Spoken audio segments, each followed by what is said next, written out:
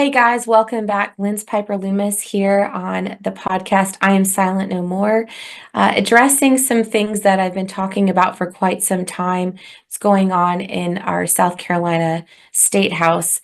And so I had seen some comments regarding me covering this, that it was defamatory in nature, remembering that these people are public figures and we're trying to expose partnership with special interest groups. And in this case, it's very catastrophic. So I've welcoming here today is Krista Schild. Welcome, Krista. So thankful you're here today. Thank you. I appreciate it, Lynz. Absolutely.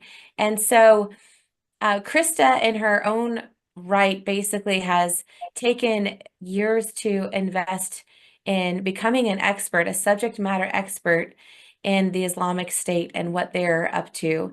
And so, Krista, if you just want to share a little bit more about you and what you're doing and how you actually walked into this journey of informing yourself and becoming a subject matter expert in this area. Yes, I'd love to. Actually, I call it a God resume because I've never been in the military, even though I had applied to be in the military out of high school and God had other plans. I've never been in law enforcement, but along the way, I've actually had several experiences with the Islamic and the Marxist threats, enough that I could write a book. And I accumulated quite a few experiences while I was a flight attendant for a major airline during 9/11. And so I was one of the airline flight attendants that was affected by the 9/11 attacks. And I actually saw quite a bit and heard a lot from other flight attendants about what their experiences were surrounding the Islamic threat. And I actually connected with an organization here in Texas probably 5 years ago, and I was trained with them.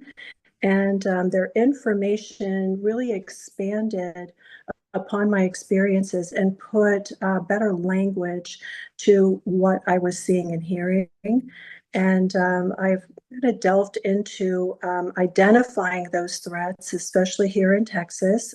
We are the number one jihadi attack state, and it had just been working to try to assess those risks and those threats, and then try to work with law enforcement, try to work with my officials, whether it's my congressman all the way down to the local level, and to mitigate those threats.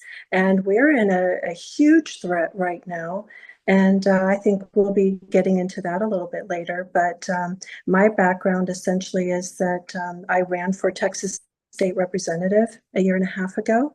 And and I spoke on this threat quite a bit, and I've been connecting with more and more people, especially in the North Texas area, who are concerned about what's happening here with the Hijra. Yeah, and I think I came across you through mutual connections, and Yes. I took one of the classes, and I'm not going to go into that, but Mhm. just to keep that protected. But I did Right. take one of the classes, and when I realized, I was already like digging, already like looking into things. But when Mhm. I started looking at my own state and paying attention, I went back to see some things surface level. There's pieces of legislation that were not constitutional by Mhm. any shape or form. But then Right. when I began to see special interest groups that we had been taught about, Mhm. namely the CARE Right. Council on American Islamic Relations, this group has been designated to be on the terrorist watch list. And Yes. so they lost all ability to have to receive any funding through the U.S. Department of Treasury. They've Mhm. they've had to have their DC offices, their government or NGO offices shut down, and then came to find out that they are Hamas founded and funded. Um, through I know you could talk about this a little bit more. So can you share a little bit more about the foundation of CARE, the Holy Land Foundation? Foundation trial. Yep, Yes. and some of that. Well, the Holy Land Foundation trial took place within 30 miles of my house. And that basically was decided in 2008. I believe that that CARE is Hamas, and there was enough evidence to support that, and that the Holy Land Foundation was the largest organization that was raising funds to finance terrorism. And of course, we know who came into office right after that trial. And that president put a man in the DOJ that basically just buried all of that evidence. And so CARE and other Hamas organizations are still unindicted co-conspirators here in the US. And I would suggest and have suggested to certain top officials that have come in with Trump's administration that they revisit the Holy Land Foundation trial and that these organizations once become indicted, actually. And the judge that worked on that Holy Land Foundation trial um, put CARE on the National Terrorist Watch List, which means that they should have no use of government facilities or any kind of governmental support. So, Lynz, why in my state of Texas, in your state of South Carolina, and every state and our US Capitol, do we roll out the red carpet for CARE to have Muslim Day? Exactly, exactly. Why do we have CARE lobbyists in all of our capitals? Why are they driving the narrative on what we can say and what we can't say about Islam Sharia? Exactly. And so, I have been kind of hit a little bit, not in a bad way, like, and I'm speaking Mhm. metaphorically speaking. Um, some legislators are upset about what I've brought forward, but I submitted actually these things to you, and I've spoken to other subject matter experts on this. And there was a hate crimes bill that was brought forward um, in South Carolina last term.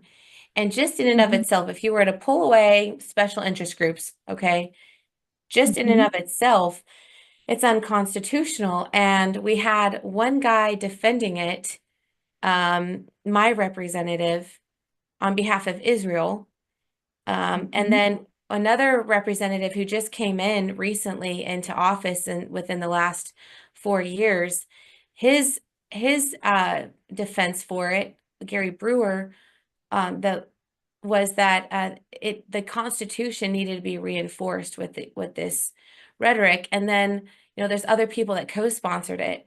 I expected the Democrats to do this, but I didn't expect a majority of the GOP House caucus. So the reason Mhm. that I talk about this group is because they live in my county, and they are sponsors and co-sponsors of this bill. And so you can go, for those of you, we don't have the ability to put this stuff up to you right now, but you can actually go to the South Carolina State House, and you can go under quick search and legislation and type in the two keywords hate crimes, and it'll pull up the hate crimes bill for this session because they're bringing it back, and where it was, and you can change the year, and you can reference the bill that I'm talking about from last year. So it's been sent over to Senate with an amendment, and I believe it's been pre-filed again with the House, South Carolina State House, as of December of last year.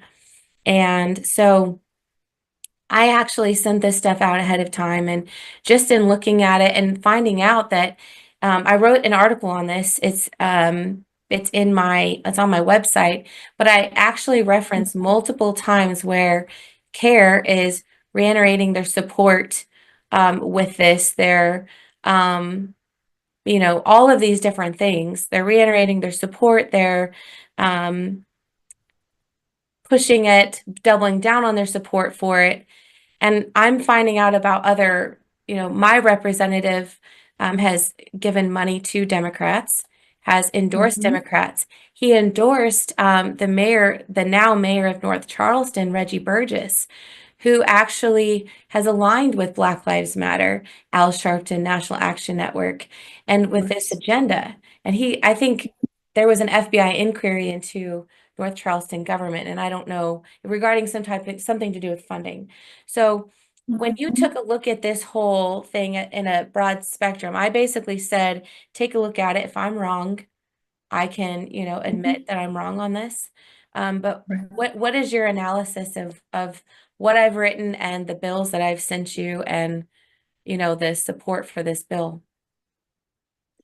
So, CARE pushes the civilization jihad arm of Hamas here, an arm of the Muslim Brotherhood in America. And one of the books that we reviewed in our training was Abuse of Language, Abuse of Power. And that about sums it up, is we're allowing our sworn enemies to drive the narrative, even in our US and our state capitals. And they're very successful at driving the narrative. And when somebody challenges that narrative, like one of my favorite representatives here in Texas, they actually put a fatwa out for his family. And so this is the kind of violence, that lengths that they're willing to go to. And the care director actually threatened me last legislative session in the hallways of the Texas Capitol until I stood up to him and I attempted to show him the evidence that I had on my phone, the videos and the photos of who they are. And he ended up running down the hallway away from me because bullies are really cowards. And it will take those with a backbone. This is why I ran for Texas State Representative in my district. It takes not just people who are willing to fight and who are true conservatives in the Republican Party to take positions of leadership in government. It takes people literally with a spine who will say, I'm not afraid of you. I know who you are. I know you know who you are. And let me show everybody who you are, because you don't get to drive the narrative. You don't get to run my state capitol and run my politicians and our state into the ground. You don't get to turn us into the next Dearborn, Michigan. And but that's what it's going to take, is enough people with a spine. And I believe that we've elected and help run a lot of grassroots conservatives with a spine in order to stand up collectively against these folks. And now that we have Trump in the White House, I really believe that we should be putting freedom on the offensive where it belongs, as we say, and pushing our agenda instead of always being on the defensive and them running their plays against us and us always being steps behind them, because that's what's been happening, unfortunately. I do believe that we are seeing some progress, but it's going to take voices more than ours to speak out and speak up. Um, I've been showing enough people who they are, that CARE actually did a campaign here in Northeast Texas 3 years ago. And I went into that, got some videos and photos of them demanding the release of Dr. Afia Siddiqui. And for those of you who don't know who this woman is, she has been in federal prison for, I think, somewhere around 23, 24 years now.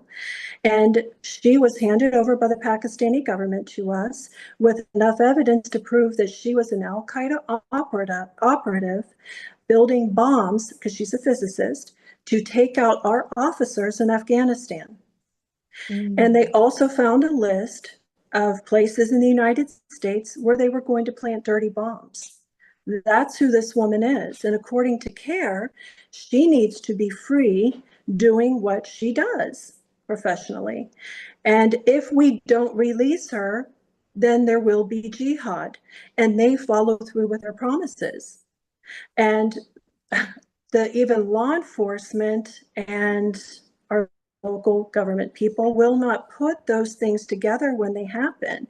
Like right after CARE did this campaign, and East Plano Islamic Center, which is trying to do a humongous Sharia compound, I call it a Hamas sanctuary city here in our rural Republican areas in Northeast Texas, when they hosted Dr. Siddiqui's attorney and her family at their Islamic center during that CARE campaign. They very unapologetically align with CARE doing business as Hamas, Muslim Brotherhood. They very much align with other Hamas organizations here in the US. And, CARE very unapologetically says, if you don't release her, then Allahu Akbar, Takbir Allahu Akbar 3 times, which I have in the video, and they follow through. So if you don't do this, we will do this. Well, right after that CARE campaign in Houston and Fort Worth, what happened? If you look at the news and the timeline, you see that there was a hostage situation at the Colleyville Synagogue. And the jihadi who took those people hostage in the synagogue said the reason he was doing it was because we did not release Dr. Afia Siddiqui. Let's start putting 2 and 2 together, please. Let's not try to separate their promises from their actions. Let's not separate this narrative of peaceful religion from their actions. I mean, I have personally, because I've been eyes and ears and because I know what I know and I can't unsee what I've unseen, I believe stop 2 jihadi attack attempts. One just recently on a ship outside of New Orleans 4 days before the attack in New Orleans.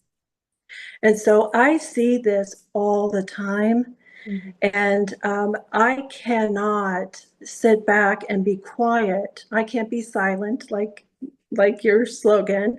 I can't be silent because God has shown me too much. He's put me in enemy camp several times and gotten me safely out. And I just have to trust in him and be the voice that he's called me to be, because I know too much to stand down right now. I can't watch America get taken over by this. And it's not because I hate people. Hear my heart. I am a Christian and a missionary at heart.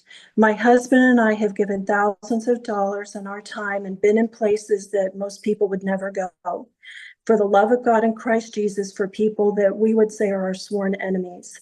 Mhm. And we have been very effective in showing people the love of God in Christ Jesus, according to John 13:33 through 35.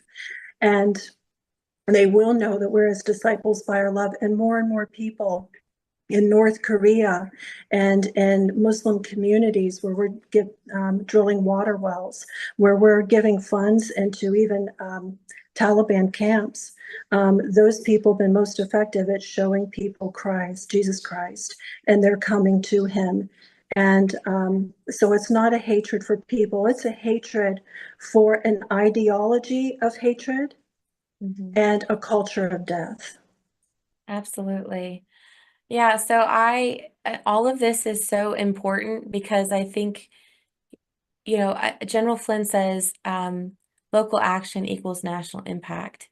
And Yes. what we see happening at the federal level, what we see happening over in the United Kingdom with the takeover of the Islamic State there and in other countries, obviously. And so Mhm. when I started looking at some of these things, and I'm thinking, okay, well, why is it a convenience? What you said, not to separate these things, like you've got to put everything into the equation. When I started looking at why CARE was supporting this bill so much, and then right after that was done, the same individuals helped get it passed at the local level with within as a ordinance in the town that I live in. And so then I thought, why is there such a push for this if it's not that big of a deal? One, it is a big deal. It is unconstitutional. And I just began to think, well, how does Satan do the most damage? By infiltrating the church and getting himself inside of there. But then also, um, oh, we're taking a quick break. Christy, you're you're frozen. Um, anyways, we're going to go to a real quick break and we'll be right back with you. Thank you so much. I'm excited to announce that we're I'm excited to announce that we're having our first ever mega sale on overstock clearance and brand new products. For example, save over 50% on this season's flannel sheets. Queen size only $59.98. Kings only $69.98. They sell out fast every year, so order now. Save 20% on our brand new My Crosses. They're designed in the likeness of the one I've worn every day for over 20 years. They come in men's and women's, and they're made right here in the USA. Get our 2025 six-piece My Towel sets for only $29.98. Our initial quantities are extremely low, so get them now before they go. And our best-selling standard My Pillows, just $14.98. So go to mypillow.com or call the number on your screen. Use this promo code to take advantage of our first ever mega sale. But wait, remember that $75 free shipping rule? Well, that ship is sailed because right now, every order ships absolutely free.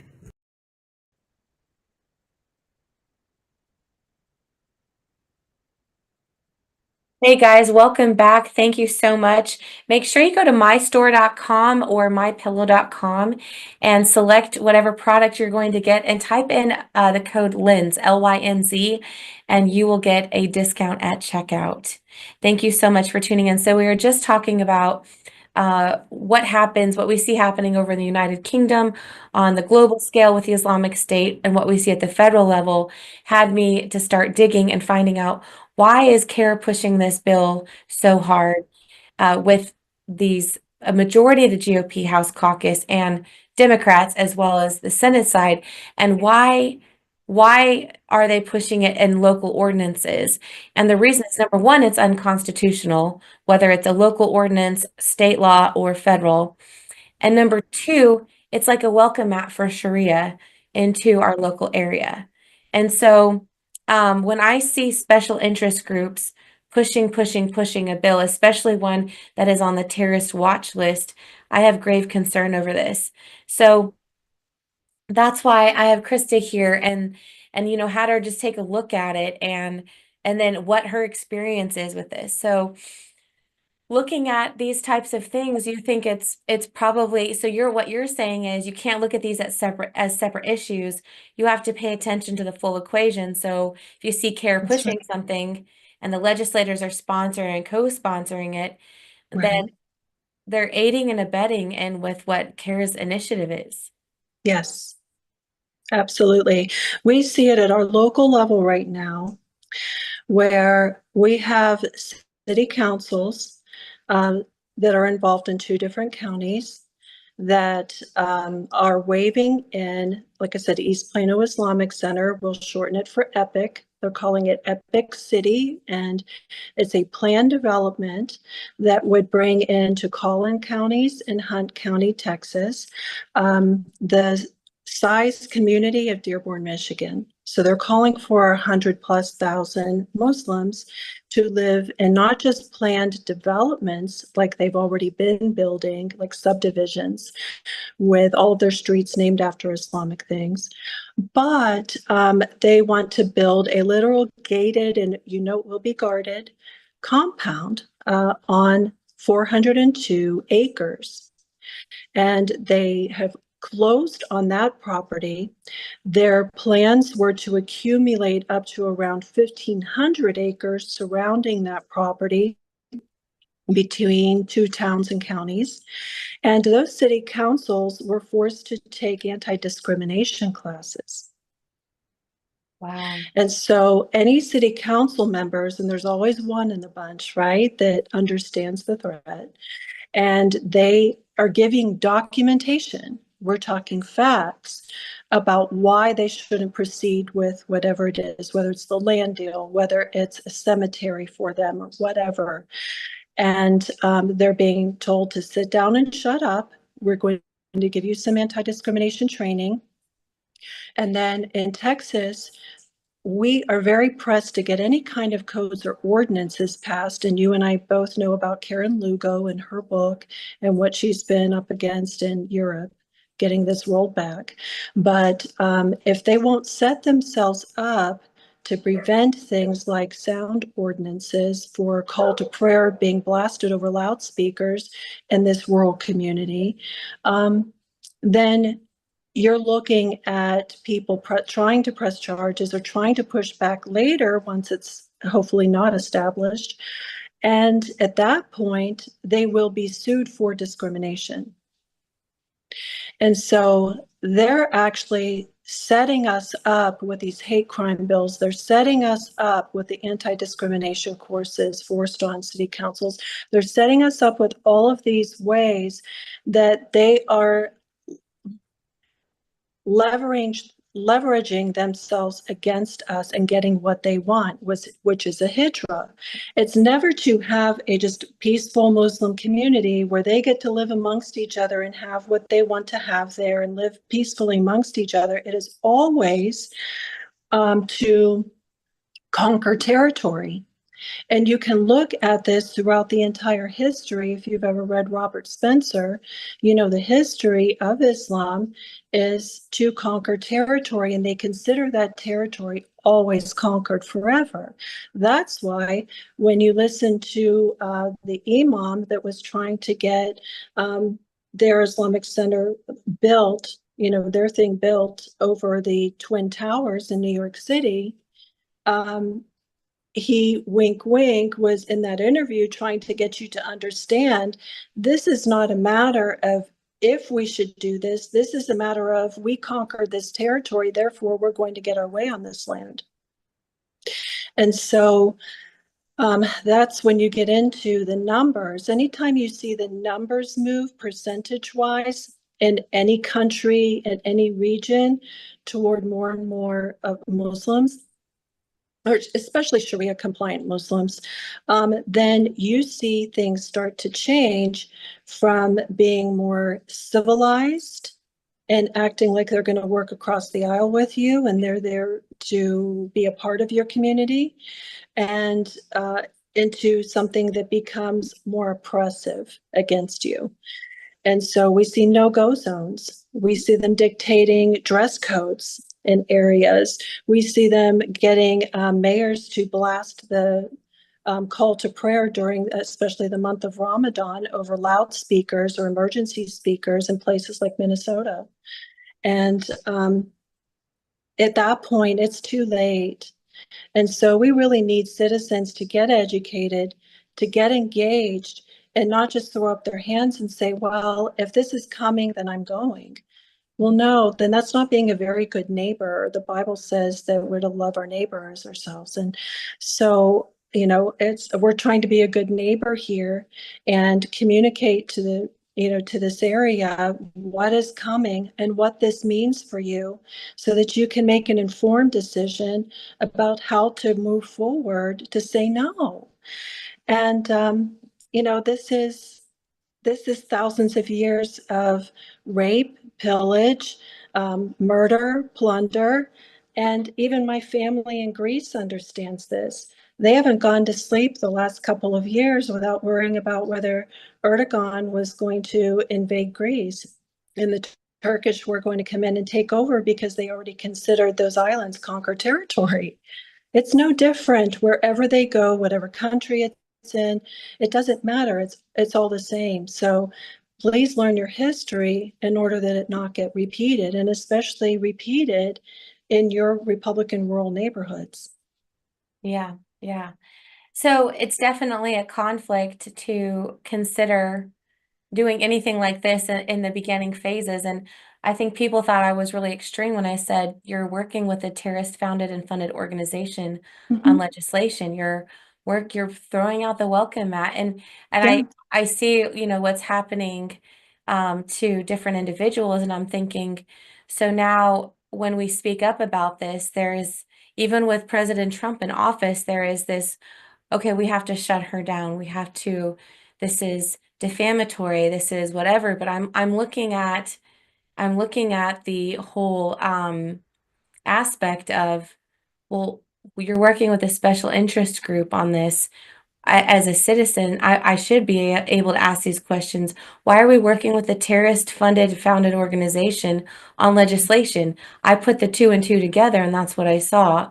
So I guess my And next, it's not like we only have a little bit of documentation and that it's iffy.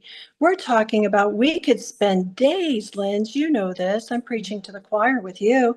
We could spend days on the documentation, on the evidence and the proof of who CARE is, of who Hamas in America is. We can list the organizations and connect the dots for you if you're willing to listen. And unfortunately, we even have a Republican sheriff here that's involved that has not been willing to listen. I don't understand this. I know you're trying to make sense of this too. Yeah, definitely. I remember, and I know we talked about this already, and I talked about this on a previous episode, but I think it was back in 2018. Um, there was a former representative of South Carolina, Alan Clemens, and now he is a magistrate in equity. But he had won his primary. He was headed to the general election, and I guess there was some, I didn't honestly look at it, there was some kind of public scandal. But during that time, he had put a resolution in the Judiciary Committee at the local level or at the state level that would mark or would direct law enforcement in our state and different agencies and entities that they should no longer work with CARE. And it took them back to that Holy Land Foundation trial or whatnot or case. And I mean, he listed pretty much everything. And that was never brought up out of judiciary. It died in committee. And so now that was the other piece when I look at the larger picture of all this. Okay, so if you're not working with a terrorist founded and funded organization on legislation, let's pull that away. Then why did you let this resolution die in committee? Why did that guy all of a sudden get removed from his position? I mean, he wasn't removed, he stepped down right after the primary. Something was brought out against him. Yeah. And then that died. There was nothing ever done. So I'm looking at the broader picture. Maybe some of these representatives that sponsored, co-sponsored, weren't there during that time. Some of them were, but I'm looking at the bigger picture here. So Right. we still aren't directing them to stop working with CARE. Instead, we're partnering with them, and in some cases, endorsing people that work with them and funding people that work with them. So this is a problem, and that's kind of where I was at. I thought, well, let's look at this. I mean, am I too extreme on it? So what would you say to legislators? And I know you're going to be very diplomatic. I don't really have a lot of political etiquette, but what would you say to legislators that are working on this hate crimes bill in South Carolina and in other places and ordinances where it's passed? What would you say to them about, reconsidering, or what are your thoughts towards that?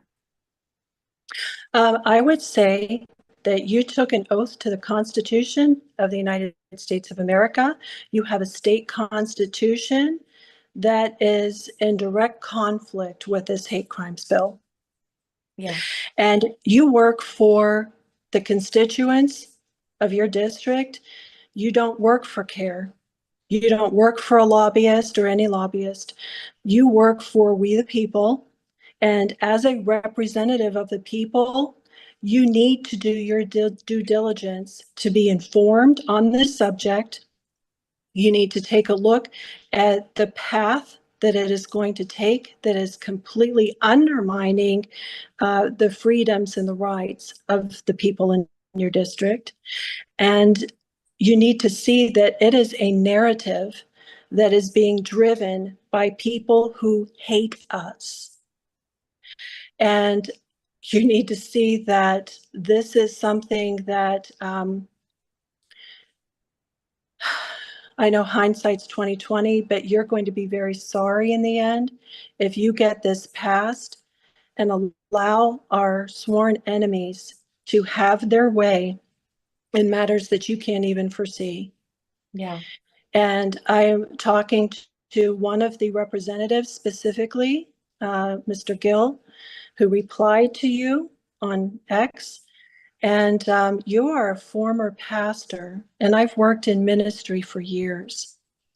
And there is actually a book about the simple truth of the difference between biblical scripture and what the Quran has to say on different issues. And they are diametrically opposed to one another. And if you are even entertaining anybody of a Sharia persuasion, then you are doing a disservice to the faith that you claim to hold. And I'm not saying this to be mean in any way. I'm saying this because I challenge you, sir, to take a look at the differences of what the Quran has to say, what the Bible has to say, and the people who are trying to drive this initiative of hate crime speech, what their end goal really is. And it will harm folks of a Christian faith, of the Jewish faith. It will harm them, and you don't want that weight on your shoulders. You don't want to have to be accountable and answer for that one day, sir. And so I incline you to take this meeting with Lynz and just allow her to show you the evidence that supports what she's saying. Amen. I'm not sure if he will. We'll see, because it's, very controversial, but that's why I'm passionate about these things. And if we can't, and again, I don't have political etiquette, but if we can't hold people accountable in the public square through our First Amendment rights without, I'm not trying to shut down anyone's livelihoods or businesses. I'm focused on these voting records, these things. It is imperative that we understand that we're dealing with terrorists. Look at these sweet babies that were murdered and strangled and then stoned. Look at the mom that was also tortured and murdered. Shiri and her two boys, Ariel, and I think the other little boy's name was Kiefer. I may maybe mispronounce it, and not to mention all of the rest. And I know people are going to get into this other narrative of Israel, but I'm not trying to go there. Right. It's absolutely horrible. So Mm-hmm.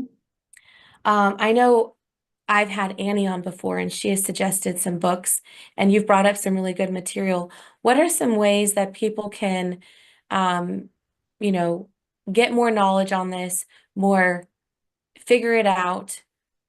I mean, I know a couple of areas that I go to, to see what these people are up to. But what do you recommend? There are so many good books out there. I've accumulated a library. There's one that I've bought several copies of, and it's called An Explanatory Memorandum.